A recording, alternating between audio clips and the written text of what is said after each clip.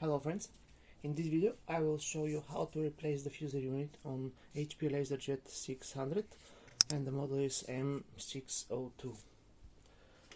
So rotate the printer. Now first we need to remove the duplexing unit. Just slide it out. Open the rear cover, the rear door, push from the left slightly, and it will come out.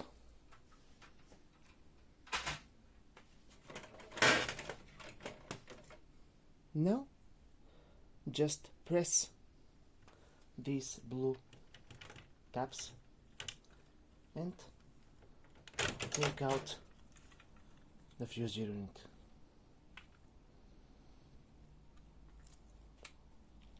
So take the new one and in a reverse order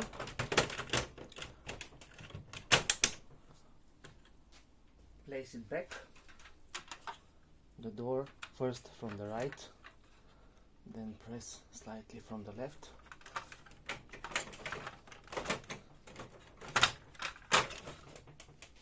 and finally the duplexing unit.